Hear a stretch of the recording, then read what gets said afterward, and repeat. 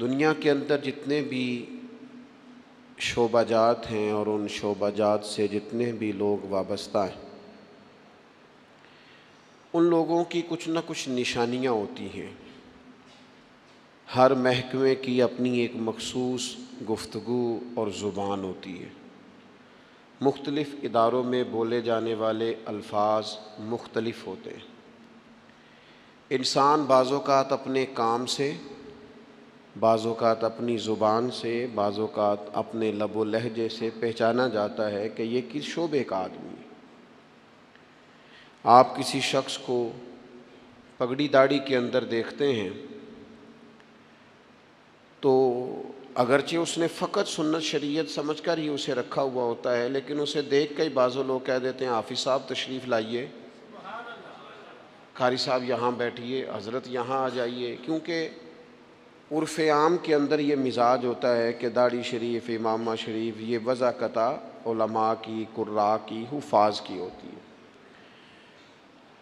اسی طریقے سے اگر کسی شخص کو آپ دیکھتے ہیں کہ اس نے ایک مخصوص لباس پہنا ہے اور ایک مخصوص آلہ گلے میں لٹکایا ہوا ہے، تو آپ اسے دیکھ کر پہچان جاتے ہیں کہ یہ شخص ڈاکٹر ہے، تو آپ اس سے ظاہر ہے اس کے شعبے کے بارے میں گفتگو کرنی شروع کر دیتے ہیں۔ کسی بھی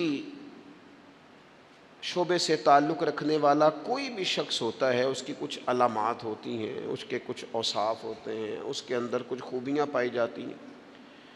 اس کے اٹھنے بیٹھنے، کام کرنے سے اور گفتگو کرنے سے اندازہ ہو جاتا ہے کہ بندہ کس شعبے کا ہے، کس مزاج کا ہے، کس طبیعت کا ہے۔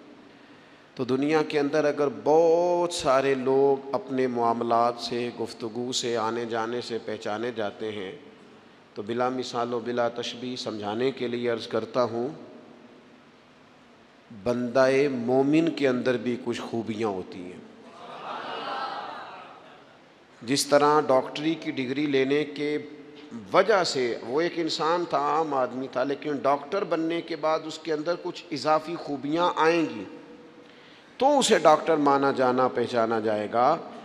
عالم بننے کے بعد یا کسی بھی شعبے کا کوئی بھی ماہر بننے کے بعد اس کے اندر کچھ مخصوص خوبیاں آتی ہیں تو پھر اسے اس نام سے پکارا جاتا ہے۔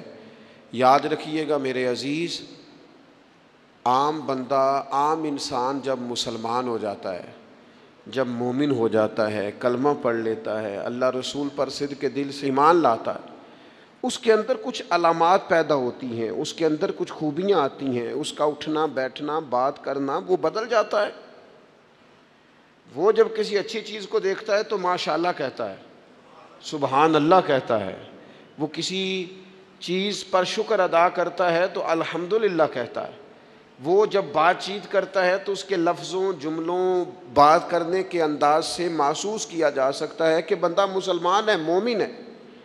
تو صاحب ایمان شخص وہ اپنی علامات سے پہچانا جائے گا، اگرچہ صبح قیامت تو یہ دیکھا جائے گا کہ اس کے اندر ایمان کتنا تھا، گہرائی کتنی تھی، لیکن روزمرہ کے معاملات کے اندر اسے خود بھی سمجھنا چاہیے، خود بھی اپنا اسے محاسبہ کرنا چاہیے کہ میرے اندر ایمانداری کتنی ہے اور میں مومن کتنا ہوں، اس بات پر اسے غور کرنا چاہیے۔ قرآن مجید کی مختلف آیات کے اندر اللہ تعالیٰ نے صاحب ایمان لوگوں کی علامات کو اور نشانیوں کو بیان فرمایا ہے۔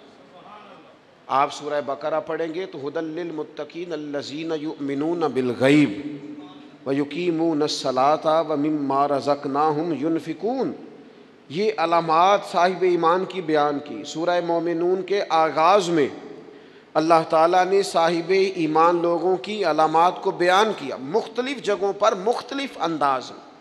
قرآن حکیم کے اندر صاحب ایمان لوگوں کے تذکروں کو اللہ کریم نے بیان فرمایا۔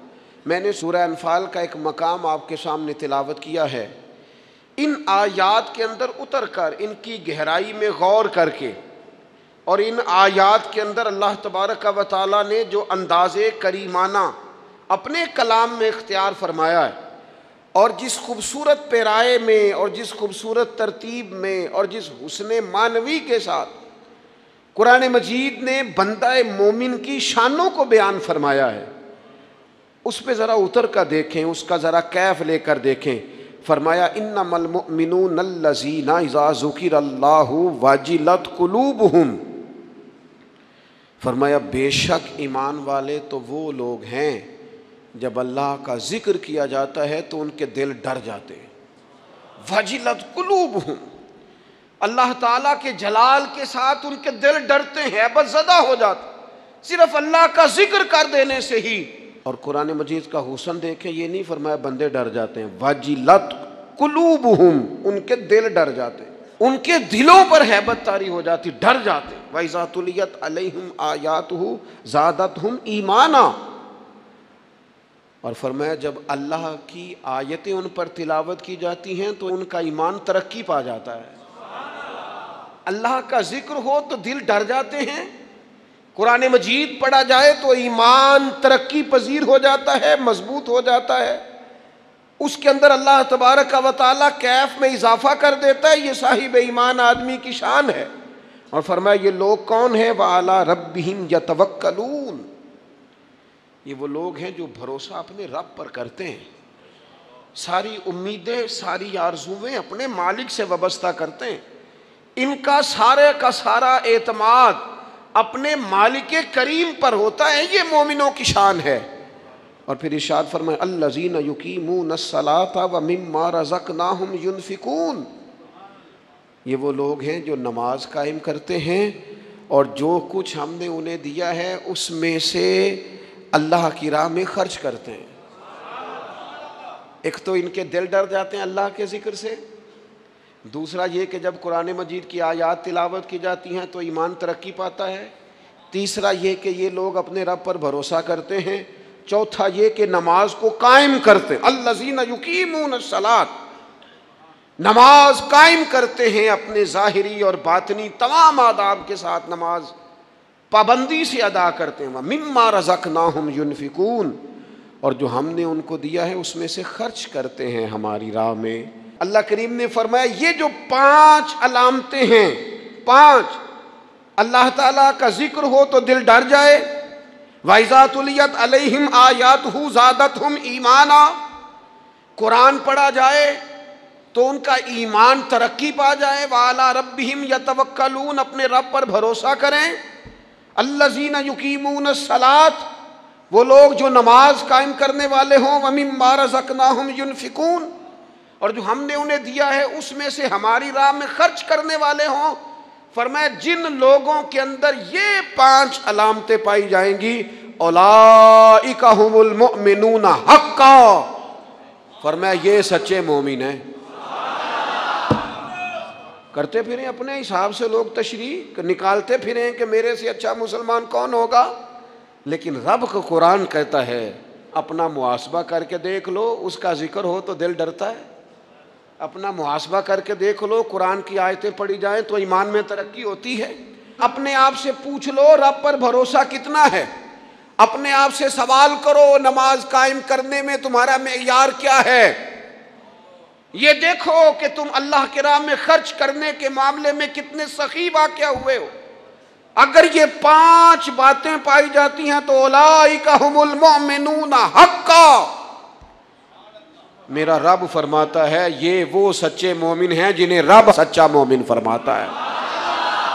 یہ اللہ کا فیصلہ ہے کہ اولئک ھم المؤمنون حقا، یہ سچے مومن ہیں، یہ سچے مومن ہیں، یہ سچے مومن ہیں. اللہ کہتا ہے یہ ہیں جو میں تمہیں بتا رہا ہوں، یہ ہیں میرے بندے، یہ سچے مومن. یا اللہ تو انہیں کیا دے گا، کیا عطا کرے گا جب تو کہہ رہا ہے کہ اولئک ھم المؤمنون حقا، یہ سچے. یہ قرآن مجید کا مزہ تو لو یار کتنا زیادہ ہے. یہ سچے مومن ہیں، یا اللہ تو کیا دے گا انہیں. فرمایا لہم درجات عند ربہم، ان کے درجے ان کے رب کے پاس ہیں. اس کا ایک معنی مفسرین نے یہ کیا ہے، یہ جو کہا نا لہم درجات عند ربہم، ان کے درجے ان کے رب کے پاس ہیں. مالک فرماتا ہے اس کا ایک معنی مفسرین نے یہ کیا، یہ تو تمہیں قیامت میں پتہ چلے گا کہ رب انہیں کیا کیا عطا فرمایا. لہم درجات عند ربہم، تمہیں کیا بتائیں اللہ انہیں کیا دے گا، ان کے درجے ان کے رب کے پاس ہیں. اس نے لکھ دیا ان کا اجر، طے کر دیا ان کا انعام۔ ان کے لیے مالک کریم نے اپنی رحمت سے فیصلے کر دیے کرم والے۔ ہاں تم اگر دنیاوی طور پر دیکھنا چاہو، تم اگر سمجھنا چاہو تو فرمایا وَمَغْفِرَةٌ وَرِزْقٌ کریم، ان کے درجے ہیں ان کے رب کے پاس، اور ان کے لیے بخشش ہے۔ جو خطائیں ہو گئیں بھول کے وہ اللہ معاف کر دے گا، ان کے لیے بخشش ہے۔ اور یہ مت سمجھنا کہ صرف آخرت میں ہی نتیجہ ملے گا، یہ مت سمجھنا صرف بخشش ہی ملے گی، یہ مت سمجھنا کہ صرف اخروی زندگی ہی بہتر ہوگی۔ وَرِزْقٌ کریم، فرمایا ان کے لیے عزت والی روزی ہے۔ اوئے ہوئے ہوئے، اللہ کرے آپ سمجھیں قرآن مجید کا مزہ۔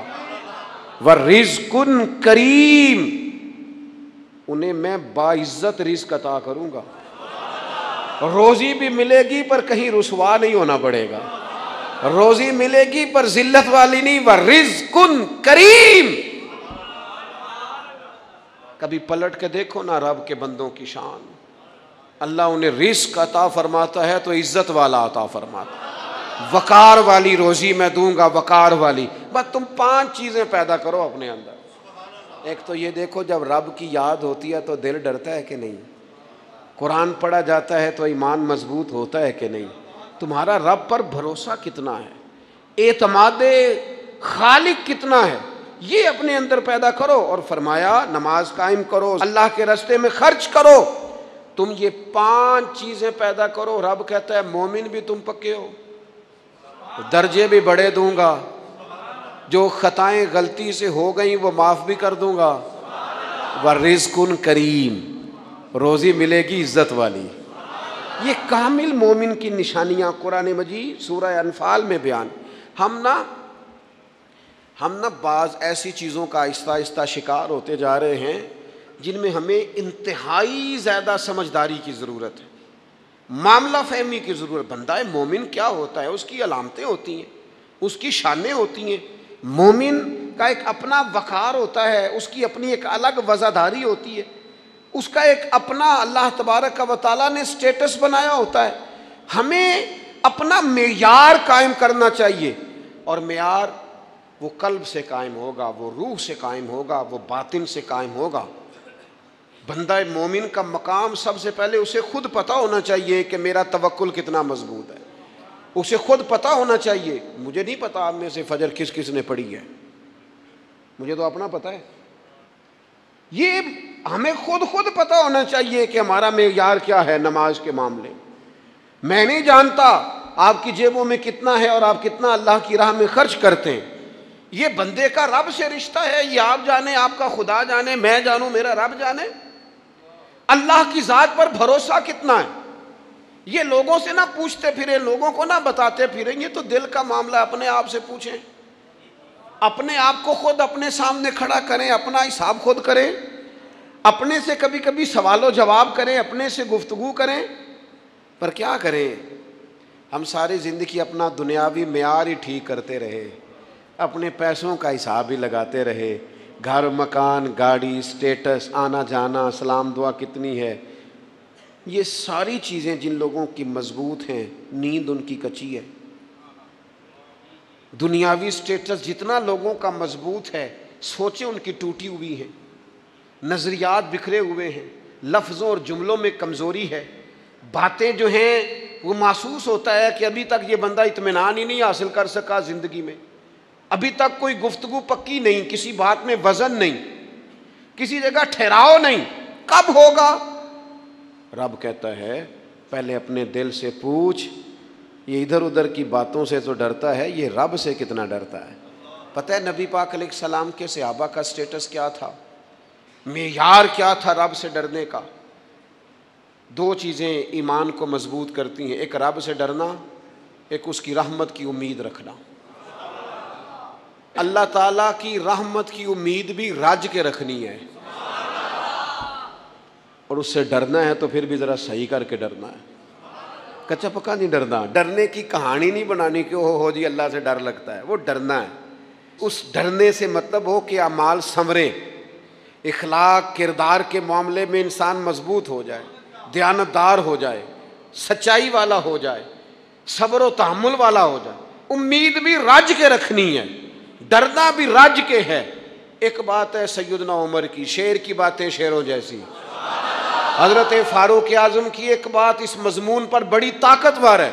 حضرت عمر فرمایا کرتے تھے مجھے اپنے رب کی رحمت سے امید اتنی ہے کہ نبیوں رسولوں پیغمبروں کے بعد اگر یہ اعلان ہوا نا کہ ساری دنیا کے لیے فیصلہ اور ہے، ایک بندہ صرف جنت میں جائے گا، تو حضرت عمر کہتے ہیں مجھے پکا یقین ہے رب بڑا مہربان ہے، عمر کو جنت دے گا، یہ میری امید ہے اپنے مالک سے، وہ بڑا کریم ہے، مجھے پتا ہے میرے اوپر بڑی رحمت کرتا ہے، مجھ سے میرا مالک بڑا پیار کرتا ہے، اس نے کہنا چل تو کمزور ہے سب سے، تو تو جنت میں جانا۔ فرمایا جو بغیر حساب کے کہ جنت میں جائے گا، لگتا ہے میرے اوپر کرم کرے گا میں جاؤں گا، لیکن حضرت عمر کہتے ہیں مجھے ڈر اتنا لگتا ہے، اس لیے کہ جتنا کریم ہے نا اتنا بے نیاز بھی ہے، تے بے پرواہ نال یاری لا کے پیندے نے دکھ سہنے۔ کہتے ہیں اس کی بے پرواہی سے اتنا ڈرتا ہوں کہ اگر قیامت میں اعلان ہوا نا سب جنت میں چلے گئے، ایک رکے اس کا حساب سخت ہے، اس سے باز پرس کرنی ہے، استفسار کرنا ہے، ایک رکے، تو حضرت عمر کہتے ہیں مجھے ڈر لگتا ہے کہ وہ بندہ میں ہی ہوں گا جسے روک لیا جائے گا کہ تو ٹھہر پہلے تیرا حساب لمبا ہے۔ امید بھی رج کے اور خوف بھی رج کے۔ کچھ لوگ صرف خوف کا شکار ہیں، وہ بھی ٹھیک نہیں، کچھ نری امید ہی امید کی بات کرتے ہیں، ڈرتے نہیں۔ الایمان بین الخوف والرجاء، ایمان خوف اور امید کی درمیانی کیفیت کا نام۔ اپنے آپ کو دیکھیں، اپنے اوپر غور کریں، اپنے دل کا معیار چیک کریں۔ بندہ مومن کی کچھ علامتیں ہوتی ہیں، اس کی کچھ شانیں ہوتی ہیں، ان شانوں پر غور کریں۔ ہم نا جب تک اپنے باطن کو مضبوط نہیں کر لیتے، جب تک ہم روحانیت کی مضبوطی اپنے اندر پیدا نہیں کر لیتے، اور جب تک ہم روحانی طور پر طاقتور نہیں ہو جاتے، آپ لاکھوں روپے کا جوڑا پہن لیں اور آپ کا قد بڑا اونچا ہو اور آپ کا چہرہ بڑا روشن ہو، لیکن اندر اگر نور نہیں ہے نا میرے دوست، تو لوگ تو ہو سکتا ہے آپ کی فوٹو بڑے شوق سے کھینچیں کہ بڑا قد کاٹ ہے، لیکن آپ بے قرار ہیں۔ آپ کو پتہ ہے کہ اس مہنگے لباس کے اندر میرا دم گھٹ رہا ہے، آپ کو محسوس ہوتا ہے کہ اس کشادہ مکان کے اندر بھی مجھے بے قراری محسوس ہوتی، آپ اپنے اندر ایک عجیب سی تکلیف محسوس کرتے ہیں، لیکن اگر آپ کا باطن مضبوط ہو جائے، اللہ پہ بھروسہ ہو جائے، زندگی اس کی بارگاہ میں جھکنے والی ہو جائے، رسول پاک کے دروازے کی گدا بن کے بندہ جینا شروع کر دے، آپ یقین کریں سادے کپڑوں کے اندر بھی کئی دفعہ بندہ محسوس کرتا ہے یار میرا لباس تھوڑا سا سستا ہے، پر اللہ تعالیٰ نے جو مجھے ایمان عطا کیا ہے وہ سب سے زیادہ مہنگی چیز ہے، وہ سب سے زیادہ طاقتور چیز ہے۔ اپنے باطن میں خاص خصوصیات پیدا کریں، اپنے آپ کو ٹائم دیں، اپنی قلبی کیفیات پر زیادہ توجہ کریں۔ زیادہ مجھے فوٹو شوٹو کھینچنے کا زیادہ تجربہ نہیں ہے، مصروفیات زیادہ رہیں تو میں اس طرف نہیں آ سکا۔ تو ایک بچے نے مجھے، ایک دوست نے ایک دن بتایا کہ وہ تصویر کھینچنے کے بعد پھر اس پر کچھ کام ہوتا ہے تو فوٹو اور زیادہ سونی لگنے لگ جاتی۔ اس نے بات کر دی، میں نے سن لی، وہ بات کر کے گزر گیا۔ تھوڑی دیر کے بعد مجھے کہنے لگا پریشانی ہے؟ میں نے کہا نہیں۔ کہنے لگا میں نے ایک سادی سی بات کی تھی، پتہ نہیں کوئی آپ تو کہیں کھو گئے، اس کے بعد میں نے دو چار باتیں کی ہیں پر آپ نے ہاں نہ ہی نہیں کی، توجہ نہیں کی۔ میں نے اسے کہا، میں نے کہا پتر تو آکھیا ہے فوٹو تے تھوڑی محنت ہو جائے تے سونی لگن لگ جاندی، تے میں سوچن لگ پیا جے بندہ تھوڑی جی محنت دل تے بھی کر لے، تھوڑی جی محنت نہ دل تے کریے تے جے کدے وہ سونا ہو جائے نا، پاک ہوویں تے پاک ہی ملدا ہی، تے بنا پاکوں پاک نہیں ملدا۔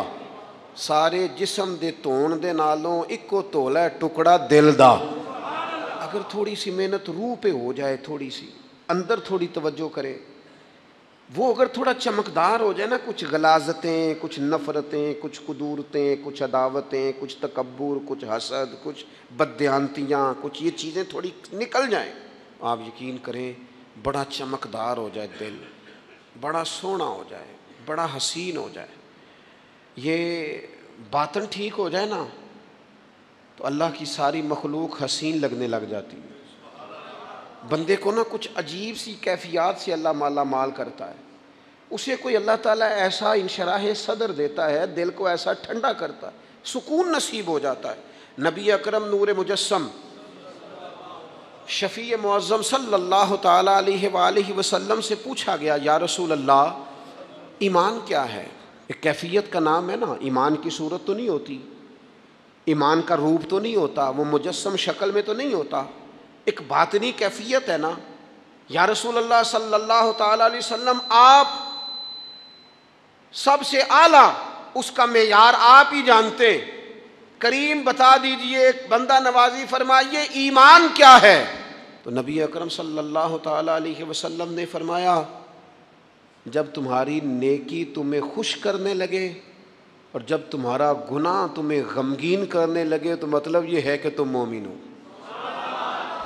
اور اگر گناہ کر کے بھی تم غمگین نہیں ہوتے، تکبر کر کے بھی تم غمگین نہیں، حسد کر کے بھی غمگین نہیں، حرام کھا کے بھی غمگین نہیں، لوگوں کا دل توڑ کے بھی غمگین نہیں، کسی کے حق پہ قبضہ کر کے بھی تمہیں غم کوئی نہیں، بہت سارے لوگوں کو بیوقوف سمجھ کر، نادان سمجھ کر، احمق کہہ کر، جاہل کہہ کر، عزتیں اتار کر بھی تم غمگین نہیں ہوتے، تو اس کا مطلب ہے تم نے معیار ایمان کو نہیں پایا۔ حضور فرمانے لگے نیکی خوش کرے اور گناہ تجھے غمگین کرے، آپ یقین کریں اب نہیں کرتا لوگوں کو گناہ غمگین۔ لوگ کسی بندے کا دل توڑ کے، اس کی عزت اتار کے، اسے پریشان کر کے، جھڑک کے کہتے ہیں آیا تھا بندہ سنائیا میں نے چار، وہ تو نے گناہ کر کے اب تو بتا رہا ہے، کسی کو ڈانٹ ڈپٹ کے دل توڑ کے کہانیاں سنا رہا ہے، چلاکیاں کر کے اور تیزیاں دکھا کے، یہ تو بندہ مومن کی شان نہیں ہے۔ میرے کریم نے تو فرمایا نیکی تجھے سکون دے، اور جب تو گناہ کر کے غمگین ہو تو اس کا مطلب ہے تم مومن ہو۔ تو فوراً عرض کی یا رسول اللہ پھر بتا دے گناہ کیا ہوتا ہے؟ تو حضور فرمانے لگے جو چیز تیرے دل میں کھٹکے وہی تو گناہ ہے، وہ جو چبھ رہی ہے نا، مومن کے دل میں غلطی چبھتی ہے، کھٹکتی ہے، اسے پریشان کرتی ہے یہ غلطی، اگر وہ چبھتی ہے تو پھر اس کا مطلب ہے وہ گناہ ہے۔ آج کل نا لوگوں نے گناہ کو گناہ سمجھنا چھوڑ دیا ہے۔ کسی نے کہا تھا جنوں کا نام خرد رکھ دیا، خرد کا جنوں، جو چاہے آپ کا حسن کرشمہ ساز کرے، آپ جو چاہیں نام رکھیں، جو آپ کی طبیعت آئے آپ وہ کام کریں، آپ اپنی مرضی سے نیکی اور بدی کا معیار قائم کر لیں، یہ ٹھیک نہیں ہے۔ اللہ کے رسول صلی اللہ تعالیٰ علیہ وسلم نے جو آئینہ ایک بندہ مومن کے لیے بنایا ہے، اس آئینے کو ہمیشہ برقرار رکھا جائے، اپنے اندر وہ علامات تلاش کی جائیں جو ایمان کے بعد مومن کے اندر تبدیلیاں آتی ہیں، قلبی طور پر، روحانی طور پر اور اخلاقی طور پر۔ میں دیکھتا ہوں آج کل نا ہمارے ہاں سب سے زیادہ جس چیز کا فقدان ہے وہ محبت ہے۔ ہمارے لہجے، ہمارا انداز، ہمارا طریقہ، ہمارا اٹھنا بیٹھنا، اس کے اندر نا محبت نہیں، ہم نا لہجے الفت والے نہیں، مزاج محبت والا۔ کسی جگہ یار کوئی چلو پنجابی بندے ہیں، ایک دیسی گل تو انہوں سنانے میں مزہ آئے گا۔ وہ ایک جگہ نا کہیں ہم بیٹھے تھے ایک دفعہ، تو کسی شخص نے کسی سے کوئی لینی دینی تھی چیز، تو اس نے بات کی، تو آپ کو پتہ ہے وہ ریٹ لینے والا بہت زیادہ مانگ لیتا ہے اور دینے والا کوشش کرتا ہے صفر سے شروع کروں، نیچے سے ریٹ دیتا ہے۔ اس نے کوئی بات کی، ریٹ تھوڑا بتایا تو سامنے والا ناراض ہو گیا، کہنے لگا تو کس طرح دا بندہ ہے، کنج دی گل کی تھی۔ اب یہ جو ریٹ لگانے والا تھا اس نے بڑا حسین بات کی، وہ بندہ جواب میں بڑے غصے میں آ گیا، اس نے تلخ لب و لہجہ، لگتا تھا تھوڑی دیر کے بعد اٹھ پڑے گا، گریبان تامے گا، تو ہنس کے کہنے لگا یار وہ لینا دینا تے مقدرہ ہے، گل تے پیار نال کر۔ میں نہ جناب شاعر مزاج آدمی نہ کئی دفعہ پورا فدا ہو جاتا ہے، میرا دل کرے اس بندے کے ہاتھ چوم لو، اس نے کمال بات، اس نے کہا لینا دینا تے اوے گل تے پیار نال کر یار، 2 گھڑیاں دا بہن ہے، ذرا پیار سے بات کر. کیا ہو گیا تجھے؟ ملنے آئے ہیں، غنیمت جانی ہے مل بیٹھنے کو، جدائی کی گھڑی سر پر کھڑی ہے، ابھی الارم بجے گا اٹھ کے تو اپنے گھر میں اپنے گھر. او بات تو پیار سے کر، او بول تو محبت کے ساتھ. سودا دینا بیچنا لینا الگ بات، او تو بولا تو ٹھیک کر، تیرا لہجہ تو ٹھیک ہو، تیری گفتگو تو ٹھیک ہو. لو سنو نا کیا کہا مدینے والے محبوب نے، کیا بات ہے میرے کریم رسول کی. حضور نے بات کھول کر بیان کر دی، مشکات میں موجود ہے. حضور فرمانے لگے اللہ کو ماننے والا، میرا کلمہ پڑھنے والا، فرمایا یہ جو مومن ہوتا ہے نا، مومن ہوتا ہی الفت والا ہے، مومن ہوتا ہی محبت والا ہے. مومن اور محبت یہ لازم و ملزوم ہے. مومن اور محبت یہ ایک چیز کے 2 نام ہیں.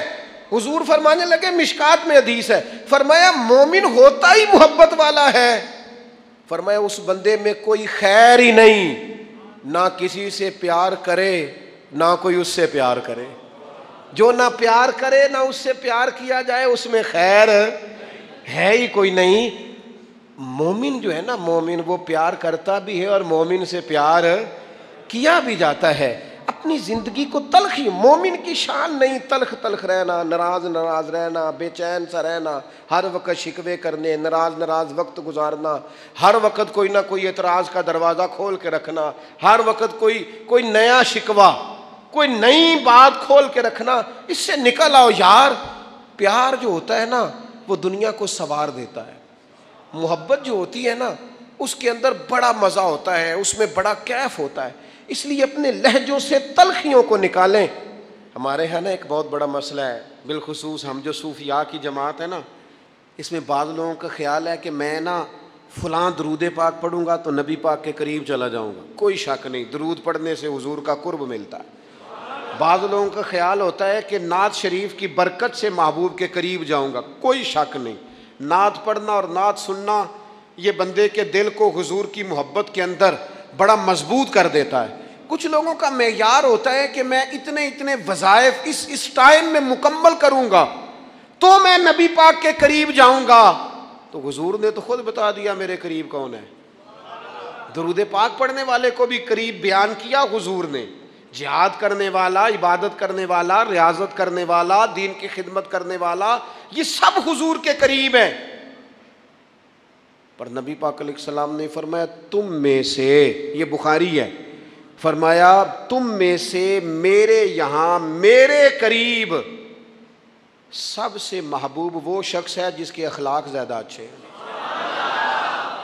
جس کا رویہ لوگوں کے بارے میں ٹھیک ہے، جس کی نیتیں، ارادے، لہجے لوگوں کے حق میں نرم ہے، وہ میرا محبوب ہے. حضور فرماتے ہیں میرا محبوب ہے، میرا وہ پیارا بندہ ہے، وہ میرا محبوب ہے امتی. تو حضور کا محبوب بننے کا بہترین طریقہ یہ ہے کہ اپنا اخلاق ٹھیک کیا جائے. ایک بات اور کرنی ہے، جو دور میرا اور آپ کا دور ہے نا، یہ تیز لوگوں کا دور ہے، چالاک لوگوں کا دور ہے. لوگ ایسی بات سناتے ہیں کہ بندہ حیران ہو جاتا ہے. چالاک مزاج، تیز طبیعت. میں نے اپنی زندگی میں بڑے بڑے تیز لوگ ناکام ہوتے دیکھے اور بڑے بڑے بھولے بندے سیدھے سادے. لیکن ان لوگوں کو اللہ تعالیٰ نے اتنا نوازا ہے، اتنا کرم فرمایا ہے. لو سنو، ترمذی ہے، نبی اکرم صلی اللہ تعالیٰ علیہ وسلم نے فرمایا جو مومن ہوتا ہے نا وہ بھولا بھالا ہوتا ہے اور شرافت والا ہوتا ہے. بلکہ ایک حدیث میں تو حضور فرماتے ہیں مومن اتنا بھولا ہوتا ہے کہ سامنے والا اسے بیوقوف سمجھنے لگ جاتا ہے. اس کا خیال ہوتا ہے اسے تو عقل ہی کوئی نہیں. مومن بھولا بھالا. اور ایک حدیث میں یہ بھی لفظ ہیں کہ جنت میں اکثر بھولے بھالے لوگ جائیں گے.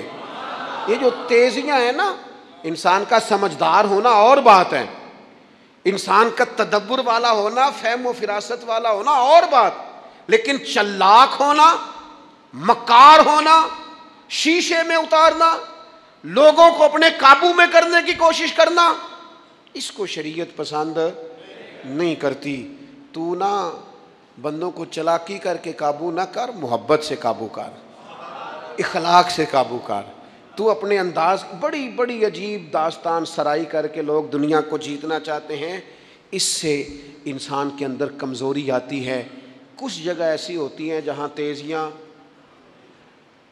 مجھے ایک بات میرا بڑا دل کر رہا ہے کر لوں، ٹائم تھوڑا رہ گیا ہے۔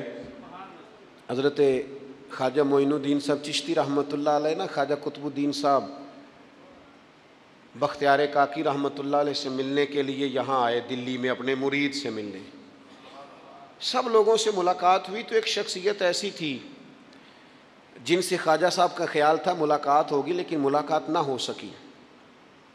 خواجہ صاحب خود ملنے چلے گئے، وہ بھی کوئی دینی تعارف رکھتے تھے۔ آپ نے فرمایا ملنے کیوں نہیں آئے؟ وہ کہنے لگے کیسے ملنے آتا، یہاں میرا بڑا روب تھا، مجھے لوگ جانتے تھے، لیکن آپ نے قطب الدین کو یہاں بٹھا دیا ہے، سب لوگوں کی توجہ ہی ان کی طرف ہو گئی ہے، تو میں کیسے ملنے آتا؟ خواجہ معین الدین صاحب رحمۃ اللہ علیہ خواجہ قطب صاحب سے فرمانے لگے بیٹے کسی کا دل توڑ کے کام نہیں کیا جاتا دین کا، تو سامان باندھ چلے، تو میرے ساتھ اجمیر چل، دلی رہنا ہی نہیں۔ ہم نے کہا حضور جو حکم ہو۔